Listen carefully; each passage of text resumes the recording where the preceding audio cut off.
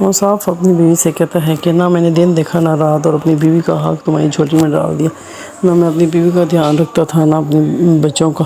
اور میں نے تمہاری خاطر سب کچھ چھوڑ دیا، لیکن اب مجھے احساس ہو گیا کہ ان کو باپ کی ضرورت ہے، اور اب میں تمہاری کسی بہکاوے میں نہیں آؤں گا، تمہاری باتوں میں آ کے میں نے اپنی ذمہ داری نہیں پوری کی، اور میں اب پچھتا رہا ہوں کہ ایسا میں نے کیوں کیا ہے۔ اب میں ان کی ہر طرح کی ذمہ داری کو پورا کروں، اور آپ مجھے پاکستان آپ بلاتی ہیں جب آپ کو پتہ تھا کہ آپ کا بھائی مجھ سے شادی نہیں کرنا چاہتا، جب وہ مجھے اتنا اگنور کرتا ہے تو پھر آپ نے مجھے بلایا ہی کیوں؟ میں باہر ہی رہتی، اور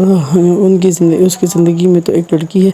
جس کے ساتھ وہ زیادہ ٹائم گزارتے ہیں، اور اس کی فکر کرتے ہیں، اور اس کی باتیں کرتے ہیں آپ سے،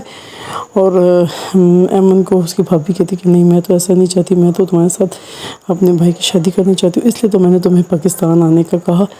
اور تم الٹا مجھے ہی کہہ رہی ہو کہ بھابھی آپ ایسے کر رہی ہیں۔ وہ اس کو کہتی ہے کہ اب ایمن اپنی بھابھی سے کہتی ہے کہ اب دیکھنا میں اب کیا کرتی ہوں، اب میں اپنے بھائی سے کہوں گی کہ انہوں نے مجھے یہاں بلا کے کیا کیا ہے، اس کے بھائی نے میرے ساتھ کیا کیا ہے، اب جو جتنے بھی تمہارا ڈرامہ ہے نا اب یہ ختم کرو، دیکھو آپ اپنی مجبوری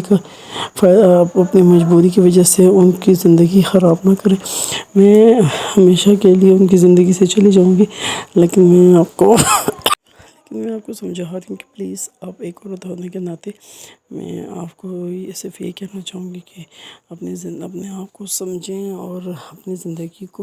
اور ان کے رحم و کرم پہ نہ ڈالیں۔ دیکھیں آپ ایک بہت ہی اچھی اور انوسینٹ اور ایجوکیٹڈ ہیں عورت ہیں، اور آپ انڈیپینڈنٹ ہیں، آپ کیوں ان کی باتوں میں آ کے اپنی زندگی خراب کرتی ہیں اور اپنے بھائی کی بھی زندگی خراب کر رہی ہیں۔ آپ ایک دفعہ اپنے بارے میں سوچو تو صحیح، اور ان کا ڈر ہو کے ان کا مقابلہ تو کریں۔ دیکھیں آپ ایک دفعہ کہیں گے، آپ میری بات مان کے دیکھیں، آپ ایک مرتبہ ان کے اس بات کا مقابلہ کریں گے تو کبھی بھی آپ کو تنگ نہیں کریں گے، اور نہ ہی آپ کو کسی بات پہ اکسائیں گے۔ سلام کہ آپ ہی سوچ میں پڑ جاتی ہے کہ کہیں یہ عائشہ صحیح بھی کہہ رہی ہے، لیکن پھر بھی وہ اپنا غصہ دکھاتی ہیں کہ نہیں بس تم چپ ہو جاؤ، تم کس لیے میرے معاملات میں دخل اندازی کر رہی ہو۔ عائشہ ان کو بہت زیادہ سمجھاتی ہے کہ آپ یہ دیکھیں میں بالکل آپ بالکل مجھے ایک سائڈ پہ رکھ کے میری بات سن لیں، جیسے کہ آپ سمجھیں کہ میرا ڈاکٹر صاحب بالکل نہیں مانتا، اور عائشہ بھی کہتی ہے کہ امی آپ کیا کہہ رہی ہیں، آپ پاپا کا مقابلہ کریں۔